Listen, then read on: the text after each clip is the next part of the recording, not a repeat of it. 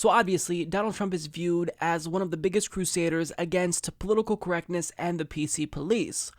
But what he really means is that he's against political correctness to a certain point, because if you say some words that offend him, well, he'll melt like a little snowflake. So watch him talk about how offended he is by Jay-Z's use of the F word. See the crowds like this. I go one to another all over the country.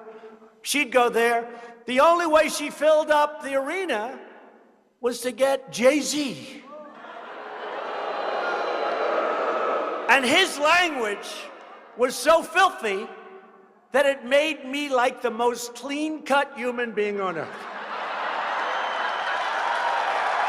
It's true.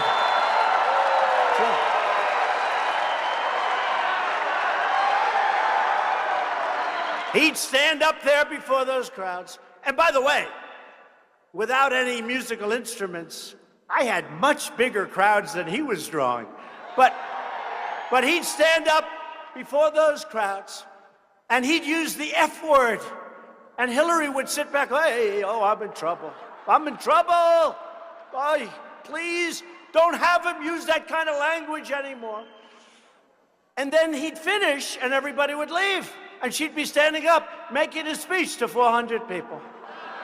I mean, the hypocrisy is absurd. I mean, if you've really built your career or gained popularity because you've taken a particular stance, then shouldn't you be principled and always take the stand of not being offended ever?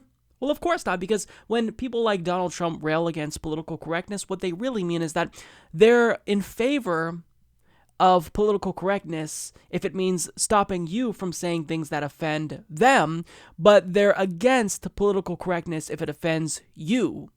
So they're hypocrites. The right has shown time and again that they don't give a damn about freedom of speech.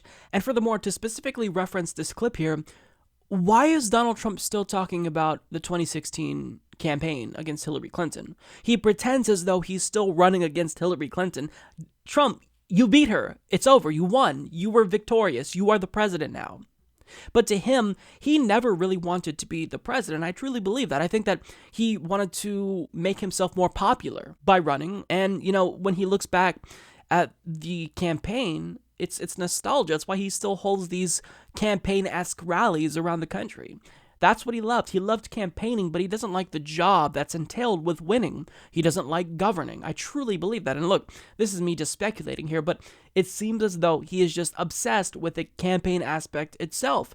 And it's one of the main reasons why I think he even wants to run again in 2020. He doesn't give a fuck about making America great because he hasn't told you what it means to make America great or when America was great and where he specifically wants to return to, you know, in that timeline of American greatness. He doesn't know what he's talking about. It's an empty platitude, but it worked because enough people could kind of fill in the blank and think, oh, well, this is when America was great in my view. So, look, Donald Trump, it's really weird that he's still talking about Hillary Clinton's campaign.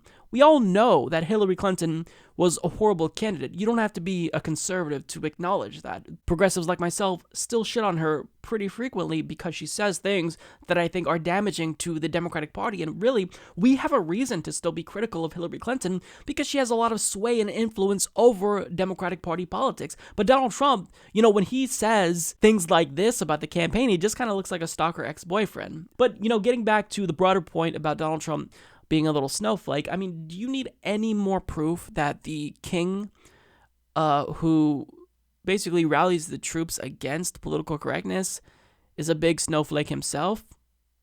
I mean, credit to Kyle Kulinski, who always points this out. He sued Bill Maher over a joke.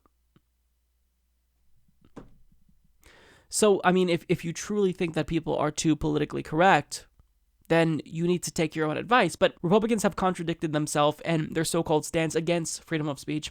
I don't know how they even can maintain this stance. It's laughable at this point, really. Support this podcast by becoming a patron at patreon.com/Humanist Report.